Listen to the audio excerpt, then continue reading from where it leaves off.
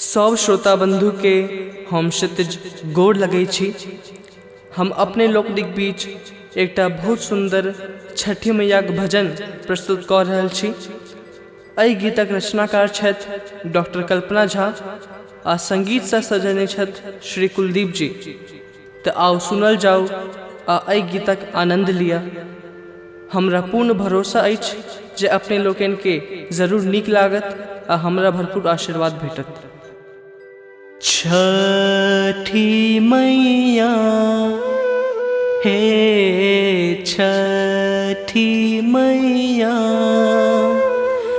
पार लगाओ हमर नैया।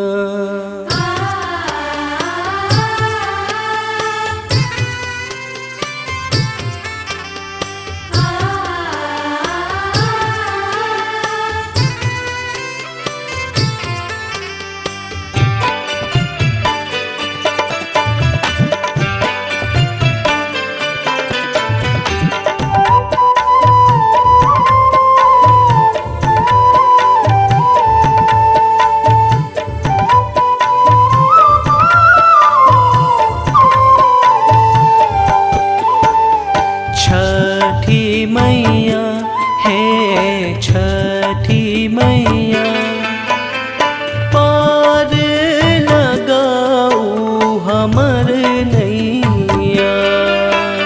छठी मैया हे छठी मैया बिगड़ल नसीब बनाओ मैया।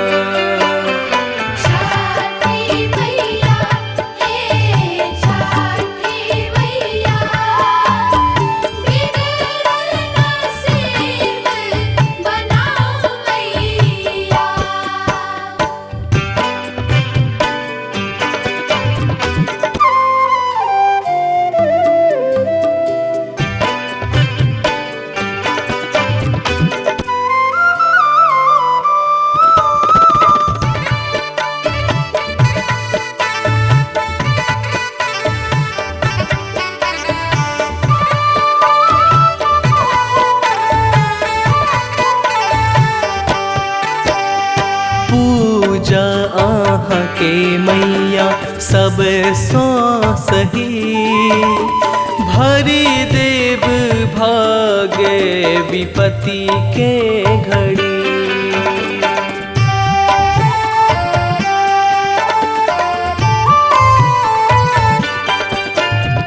भूल हमर मैया करियो क्षमा व्रत छूटल जे बिछुड़ी गेलहुँ माँ। घुरी एलहुँ हम शरण में मैया उजड़ल आंगन बसाओ मैया।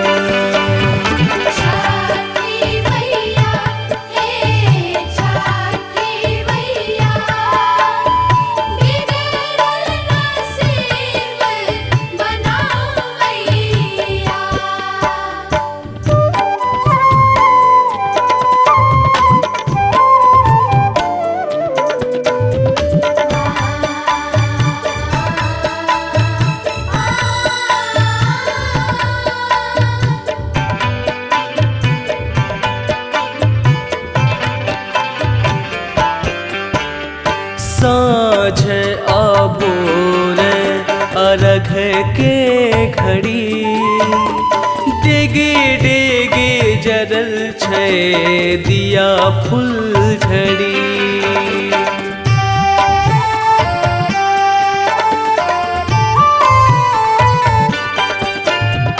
बरखा के बाद घर में आयल खुशी मनवा बेकल दिया दर्शन तनी।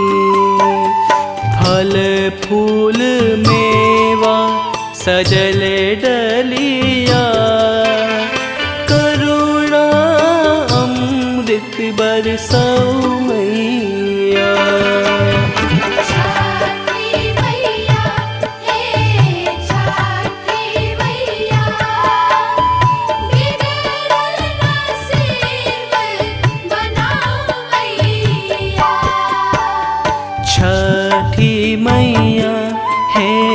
छठी मैया पार लगाऊ हमर नैया। छठी मैया हे छठी मैया बिगड़ल नसीब बनाओ मैया। छठी मैया हे छठी मैया बिगड़ल नसीब बनाओ मैया। पार लगाऊ हमर नैया बिगड़ल हमर बनाओ मैया।